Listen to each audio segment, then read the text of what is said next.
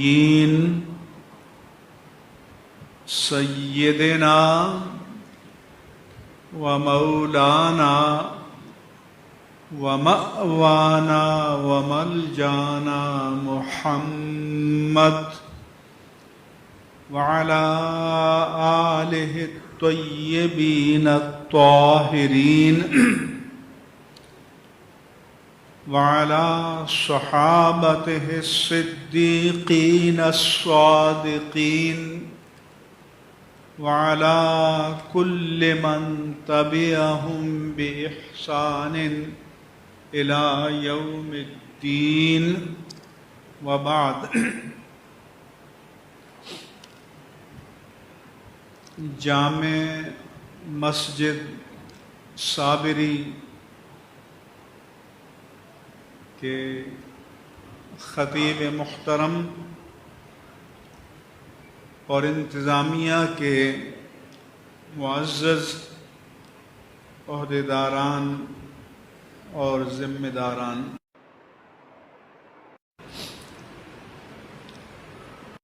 دارالعلوم صابریہ فرقانیہ کے محتمم علامہ قاری عالم حسین نقشبندی صاحب زید مجدہم،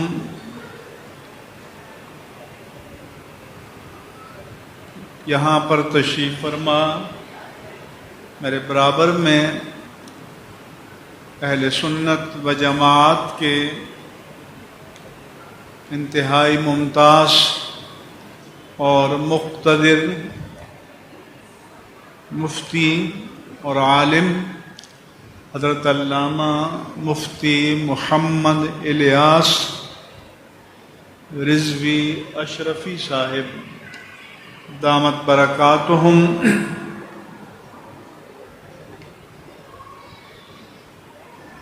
حضرت علامہ حافظ محمد عبداللہ نورانی صاحب،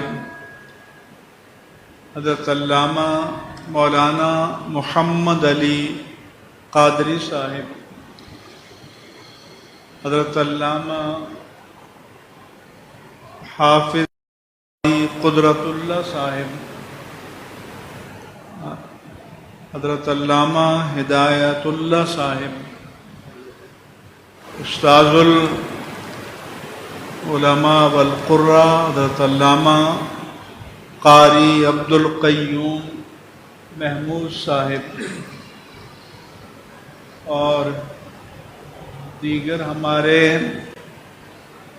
قابل قدر علماء کرام، خطباء اعظام، مدرسین کرام، اور آج حفظ کی سعادت سے فیض یاب ہونے والے حفاظ کرام اور میرے عزیز دینی بھائیوں، سب کے نام مجھے معلوم بھی نہیں اور یاد بھی نہیں رہتے، آج کل بھول جاتا ہوں، لیکن آپ سب کی کا اکرام میرے دل میں ہے۔ یہ جامع مسجد اور مدرسہ طویل عرصے سے حفظ قرآن کریم کی خدمات انجام دے رہے ہیں، اور یہاں سے فیض یاب ہونے والے حفاظ کرام دنیا بھر میں جگہ جگہ خدمات انجام دے رہے ہیں۔ حضرت کے صاحبزادے قاری رضا المصطفیٰ نقشبندی، ان کے بھتیجے قاری محمد ظفر نورانی، قبلہ مفتی صاحب اور میں نے دیکھا ہے سیالکوٹ میں بہت اچھا کام کر رہے ہیں، اور ان کے صاحبزادے علامہ قاری عمران عالم صاحب ماشاء اللہ عالم بھی ہیں، اور دارالافتاء میں حضرت کی سرپرستی میں کام کر رہے ہیں، اور یہ بہت بڑی سعادت کی بات ہے۔ ہمارے علامہ حافظ محمد عبداللہ نورانی صاحب قبلہ کرم فرما رہے تھے، القاب کی بارش کر رہے تھے، اور میں شرمسار ہو رہا تھا، کیونکہ آج کل ہمارے ہاں القاب کا استعمال اتنی کثرت سے ہو گیا ہے کہ ان کی معنویت اب باقی نہیں رہی۔ حال ہی میں کافی عرصہ پہلے عالم عرب کی ایک کتاب نظر سے گزری، اور وہ بھی اپنے دور میں اس کا رونا رو رہے تھے کہ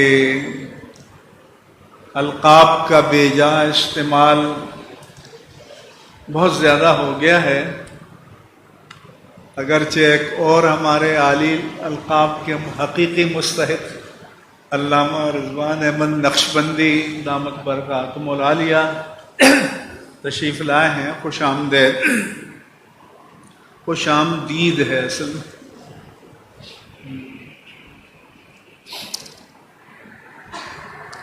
عزیزان گرامی، سب سے پہلے میں قاری صاحب کو اور ان کی ٹیم کے جو اساتذہ کرام ہیں ان کو مبارکباد پیش کرتا ہوں۔ پھر یہ خوش نصیب حفاظ کرام جنہوں نے تکمیل حفظ قرآن کی سعادت حاصل کی، ان کو، ان کے والدین اور پورے خاندان والوں کو مبارکباد پیش کرتا ہوں۔ اس مسجد اور محلے میں رہنے والوں کو بھی مبارکباد پیش کرتا ہوں کہ یہاں الحمدللہ قرآن کریم کی رونقیں اور بہاریں ہر وقت جاری رہتی ہیں، اور یہ فیض یہاں کا عشروں سے جاری ہے۔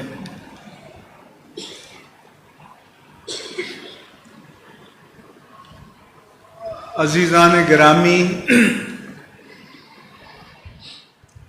یہ مدارس غنیمت ہیں۔ ان مدارس کے بارے میں ہم سے زیادہ دشمنان دین متفکر ہیں۔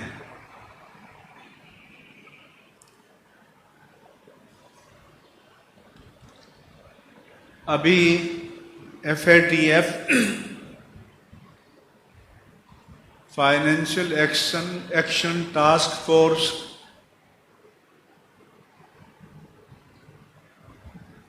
کے احکامات کے تحت ہماری حکومت نے پارلیمنٹ کے ذریعے ایک رات میں 11 قوانین پاس کرائے، اور مقصد یہ قرار دیا کہ منی لانڈرنگ کو روکنا ہے۔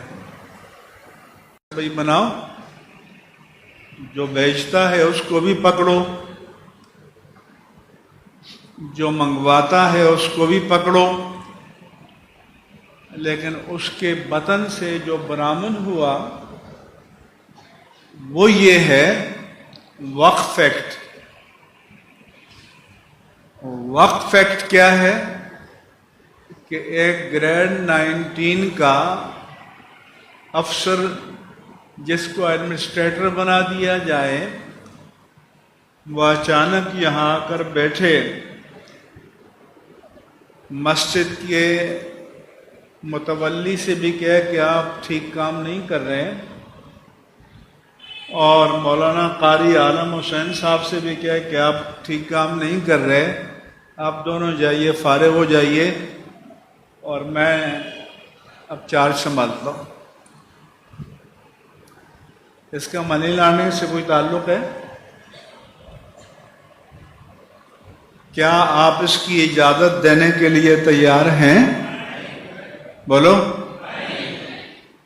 اس قوم نے اپنی حلال کمائی سے یہ جو مساجد بنائی ہیں، یہ جو مدارس بنائے ہیں، یہ جو قرآن کی اور دین کی تعلیم کا سلسلہ شروع کیا ہے، کیا یہ خاموشی سے حوالے کر دو گے؟ بولو۔ سب نہیں بول رہے۔ کیا یہ خاموشی سے حوالے کر دو گے؟ بنیادی مسئلہ ہے، کیا دین کی خدمت کا راستہ بند کر دیا جائے گا؟ کیا وقف کرنا جرم قرار پائے گا؟ تو یہ وقف تو انگریزوں کے دور میں بھی موجود تھا۔ انگریزوں کے دور میں جب انہوں نے یہاں کے سب کانٹیننٹ یا غیر منقسم ہندوستان پر قبضہ کیا اور اپنے قوانین بنائے، تو تب بھی انہوں نے مسلم پرسنل لا، جن کو احوال شخصیہ کہتے ہیں، اس کی مسلمانوں کو اجازت دی کہ نکاح، طلاق، وراثت، وصیت اور وقف یہ مسلمان اپنے مذہب کے مطابق کریں گے، اس پر کوئی پابندی نہیں ہوگی۔ اس کے لیے قوانین بنائے گئے۔ تو کیا کفر کے زمانے میں جس چیز پر پابندی نہیں تھی، مسلمانوں کے ہاتھ میں اقتدار آ جائے تو اس پر پابندی قبول کر لی جائے گی؟ تو بنیادی مسئلہ آپ کو سمجھنے کی ضرورت ہے۔ پھر ہم نے کہا کہ ہم جو اہل سنت و جماعت ہیں،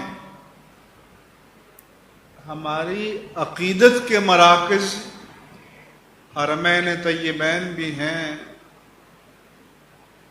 بغداد میں بھی ہیں، اور مقامات پر بھی ہیں، بہت سے مراکز ہندوستان میں بھی ہیں،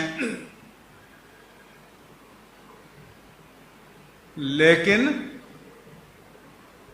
ہم اہل سنت و جماعت وہ طبقہ ہیں جن کی وفاداریاں صرف پاکستان کے ساتھ ہیں۔ ہم کسی کے پراکسی، کسی کے ایجنٹ، کسی سے مال لے کر ان کی جنگ کرنے والے نہ تھے، نہ ہیں اور نہ رہیں گے۔ لہذا ہمیں حب الوطنی نہ سکھائی جائے۔ ہم سے بڑا حب الوطن اس ملک میں کوئی بھی نہیں ہے۔ اہل سنت و جماعت سے بڑا محب وطن اس ملک میں کوئی بھی نہیں ہے۔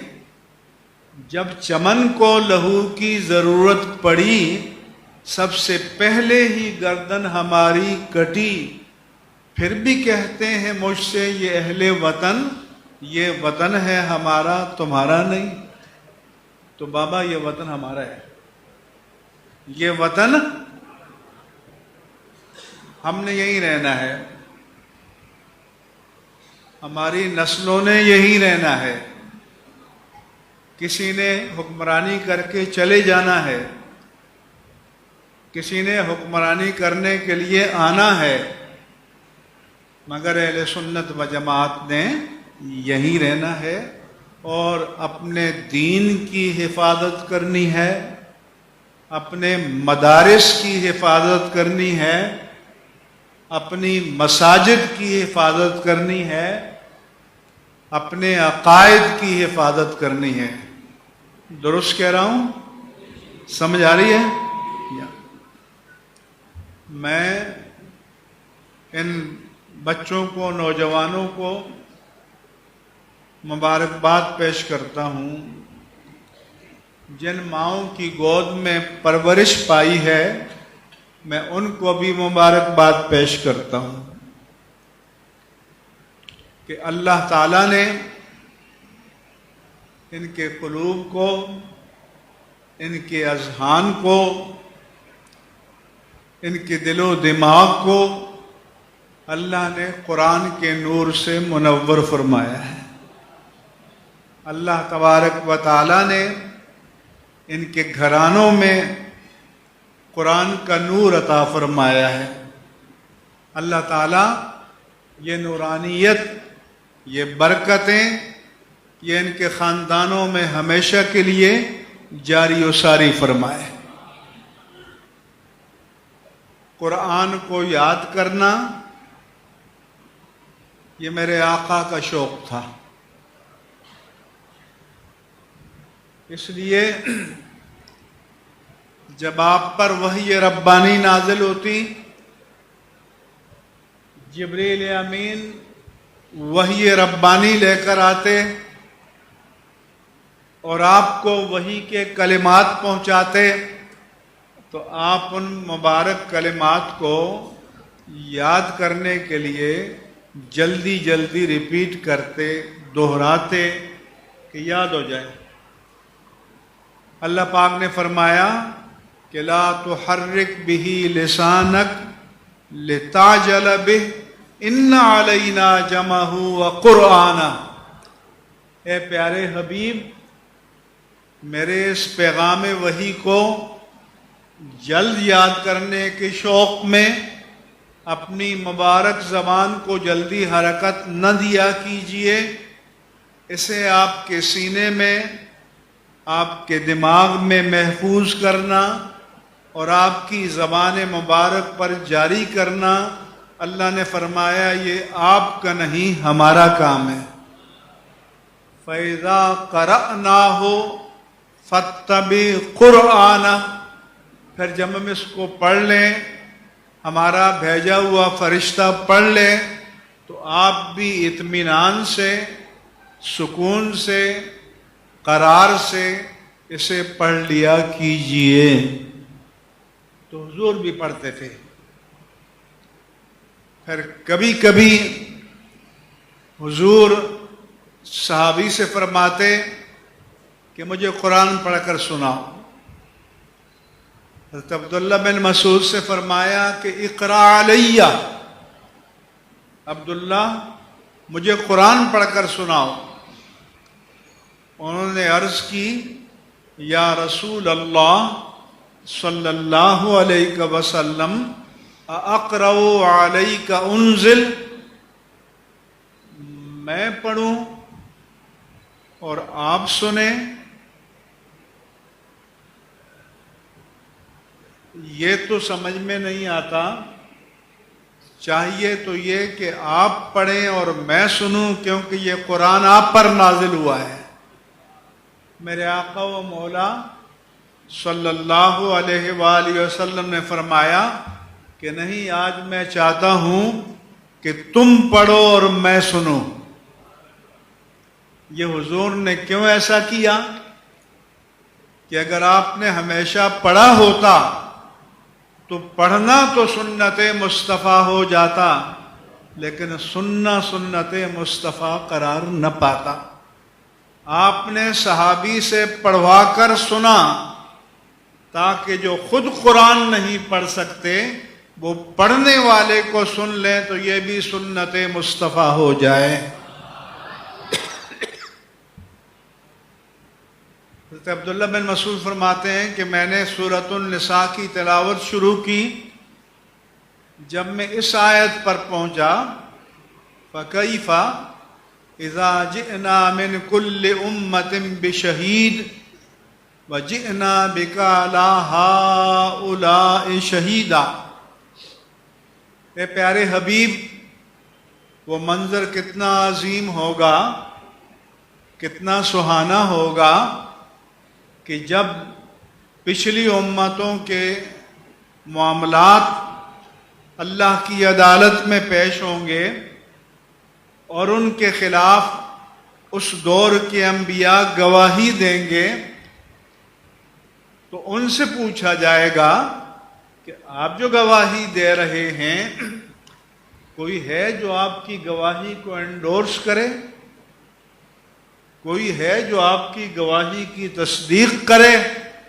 تو میرا رب فرماتا ہے پیارے حبیب، پھر آپ سب نبیوں کی گواہیوں کی تصدیق فرمائیں گے۔ تو تصدیق کون کرتا ہے؟ جس نے سارے منظر کو ہمیشہ دیکھا ہو، جس کے سامنے سارے مناظر گزرے ہوں۔ تو عبداللہ بن مسعود فرماتے ہیں کہ میں نے نظریں اٹھا کر دیکھا تو تاجدار کائنات کی آنکھوں سے آنسو جاری تھے۔ اس سے معلوم ہوا کہ قرآن سننا ہی نہیں چاہیے، قرآن کا دل پر اثر بھی ہونا چاہیے، قرآن کی نورانی کیفیت کو اپنے دل و دماغ میں محسوس بھی کرنا چاہیے،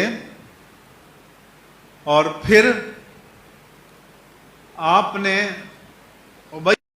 جو قاری تھے، جیسے یہ ہمارے عزیز حافظ بنے ہیں، قاری بنے ہیں، ان سے اللہ کے رسول نے فرمایا کہ اللہ امرنی ان اقرا علیک، ابئی اللہ نے مجھے حکم فرمایا ہے کہ میں تجھے قرآن پڑھ کر سناؤں۔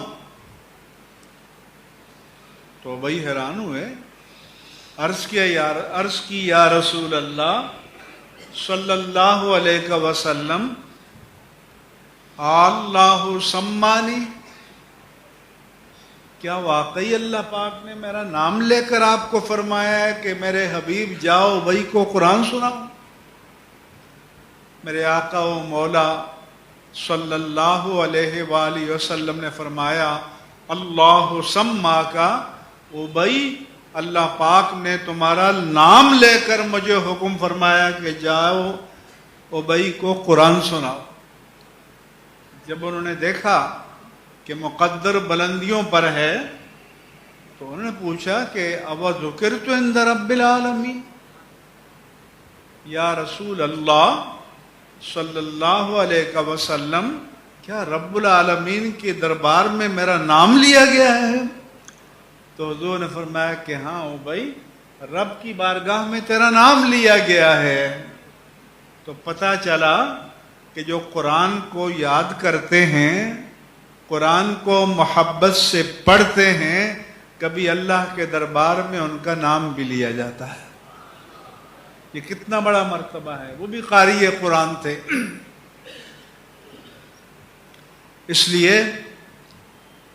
یہ مسجد خوش نصیب، یہ اساتذہ، یہ محلہ، یہ انتظامیہ کہ جنہوں نے تعلیم قرآن کے سلسلے کو یہاں عشروں سے جاری رکھا ہوا ہے۔ لیکن ساتھ ساتھ میں یہ بھی کہوں گا کہ یہ بڑے جو بابے لوگ ہیں ہماری عمروں کے، یہ بھی دیکھیں کہ اگر نماز صحیح نہیں ہے تو ایک حلقے بنا کر نماز صحیح کریں۔ کسی کو نماز جنازہ یاد نہیں ہے تو نماز جنازہ یاد کریں، بڑوں کی، بچوں کی۔ کسی کو دعائیں یاد نہیں ہیں تو دعائیں یاد کریں، کسی کو مسائل یاد نہیں ہیں تو مسائل یاد کریں، اور اس میں شرمانے کی ضرورت نہیں ہے، بلکہ دین کو نہ سیکھنا یہ بے شرمی ہے. اور یہ صحابہ کرام کی سنت ہے. پہلے تو آپ یہ سمجھیں کہ ہمارے آقا و مولا تاجدار کائنات صلی اللہ علیہ وآلہ وسلم پر جب نزول قرآن کا سلسلہ شروع ہوا، اقرأ بسم ربک الذی خلق، تو آپ کی عمر مبارک 40 سال تھی. پھر مسلسل 23 سال تک نزول قرآن کا سلسلہ جاری رہا، اور آپ کے وصال مبارک سے کچھ دیر پہلے، کچھ عرصہ پہلے اس کی تکمیل ہوئی. تو اس عمر میں قرآن سیکھنا یہ سنت مصطفیٰ ہے. اور یاد رکھنا کہ صحابہ کرام جب اسلام قبول کرتے، دائرہ اسلام میں داخل ہوتے، تو کسی کی عمر کم، کسی کی زیادہ، کوئی 40 سال کا، کوئی 50 سال کا، کوئی 60 سال کا، تو وہ آ کر مکتب نبوت میں طالب علم بنتے تھے. تو بڑی عمر میں قرآن کا طالب علم بننا یہ سنت مصطفیٰ ہے اور سنت صحابہ مصطفیٰ ہے. اس لیے خواتین کو بھی سیکھنا چاہیے، ان کے لیے بھی حلقے بننے چاہیے، اور بڑوں کو بھی سیکھنا چاہیے. اور یہی وجہ ہے کہ جو بڑی بستیاں ہیں جو اپنے بچوں کو بڑے عالی شان اداروں میں تعلیم دیتے ہیں، بڑی بڑی فیسیں ہیں، ملک کے باہر بیچتے ہیں، سب پڑھ لیتے ہیں، لیکن چودھری اعتزاز احسن کی طرح قل هو اللہ احد نہیں پڑھ پاتے. وہ بھی باہر سے بیرسٹر بن کے آیا. سابق وزیر داخلہ عبد الرحمن ملک کی طرح قل هو اللہ احد پڑھنا نہیں آتا. تو یہ تو اتفاق سے ایکسپوز ہو گئے. ان کی آپ اگر سب کو ٹٹولیں تو آپ کو پتہ چلے گا کہ ان میں بڑی تعداد ایسی ہے جن کو یہ دین کے بنیادی نماز نہیں آتے، نماز پڑھنا نہیں آتا. تو ان کا کوئی مرے گا تو یہ نماز کیا پڑھیں گے؟ اس لیے میں نے ایک مضمون میں پڑھا تھا کہ ایک صاحب تھے، انہوں نے بڑا مال بنایا، اپنی اولاد کو بہت پڑھایا، امریکہ بھیج دیا، وہاں بڑے بڑے مناصب پر فائز ہو گئے. یہاں تنہا بیچارے بیمار ہوئے تو خبرگیری کے لیے بیٹا اور بہو آ گئے، لیکن واپسی کا ٹکٹ جیب میں تھا. ان کا خیال یہ تھا کہ یہ جلدی جلدی بابا سے فارغ ہو جائیں گے اور واپس چلے جائیں گے. اب موت تو اپنے وقت پہ آتی ہے. تو ان کی جس دن فلائٹ تھی تو اس دن بابا کا انتقال ہو گیا. تو لوگوں نے کہا کہ بابا فلائٹ لیٹ کر لو، تجہیز و تکفین اور جنازہ تو پڑھ لو. تو بہو صاحبہ نے کہا کہ ہم نے مسجد میں پیسے جمع کرا دیے، وہ سنبھال لیں گے، ہماری فلائٹ میں سو رہی ہے، ہم یہ گئے. تو پھر انجام یہ ہوتا ہے. اس لیے سب کی ذمہ داری ہے، اور وہ خوش نصیب ہیں کہ جن کے بچے حافظ ہیں. اس لیے میں آپ سے یہ بھی کہتا ہوں کہ اپنے گھروں میں ماؤں سے، اپنی بہنوں سے کہا کرتا ہوں کہ آپ رات کو 5, 7 منٹ 10 منٹ نکالیں، اپنے بچوں کو لے کے بیٹھیں، درود پاک پڑھیں، سورہ فاتحہ پڑھیں، قل هو اللہ احد پڑھیں، اور اپنے باپ دادا دادی جو بزرگ ایمان کے ساتھ چلے گئے ایصال ثواب کریں، 10 منٹ قربان کر دیں۔ اگر آپ یہ کام کریں گے تو جب آپ چلے جائیں گے تو آپ کی اولاد کو بھی یاد ہوگا کہ ہماری امی جان، ہمارے ابا جان یہ کام بھی کیا کرتے تھے، وہ بھی آپ کو یاد کریں گے۔ اپنے گھروں کے ماحول کو دینی ماحول بناؤ، اس لیے کہ یہ جو ٹیلی ویژن، یہ جو انٹرنیٹ، یہ جو اسمارٹ فون، یہ جو ٹیبلٹ ہے، یہ شیطانی جال ہیں کہ جنہوں نے اب آپ کے گھر میں بھی کوئی گوشہ باقی نہیں چھوڑا۔ اب دور کی بات نہیں ہے کہ آپ کے واش روموں میں بھی اسکرین لگ جائے گی۔ عزیزان گرامی، یہ دنیا اور دنیا کی نعمتیں بڑی اچھی، لیکن میرے آقا نے فرمایا کہ دنیا کماؤ، دنیا بناؤ، دنیا سجاؤ، مگر دنیا میں دل نہ لگاؤ۔ کون کانہ کا غریب او عابری سبیل، جیسے مسافر سرائے میں ٹھہرتا ہے اور آگے کی منزل کے لیے چل پڑتا ہے، اتنا ہی دل لگاؤ۔ آپ بنگلوں میں جائیں ڈیفینس میں، 20 30 کروڑ کے بنگلے، 25 کروڑ کے بنگلے، سب سے پہلے جا کے واش روم کو دیکھتے ہیں۔ سب سے قیمتی واش روم ہوتا ہے، لیکن کبھی آپ نے کسی کو دیکھا ہے کہ واش روم بڑا اچھا ہے، اس پہ کئی ملین روپے لگے، وہیں لیٹ گیا ہو؟ بولو، کوئی بندہ ملا ہے؟ تو بس اتنا ہی دل لگاؤ جتنا وہاں دل لگاتے ہو۔ دل اللہ سے لگاؤ۔ اس لیے حضرت عمر فاروق فرمایا کرتے تھے کہ اعمل لدنیا کا کأنک لا تموت ابدا۔ جب آپ دنیا کا کام کرو تو خوب دل لگا کر کرو، جیسے آپ اپنے دکان کا، مکان کا، کاروبار کا کرتے ہیں، جیسے ہمیشہ رہنا ہے۔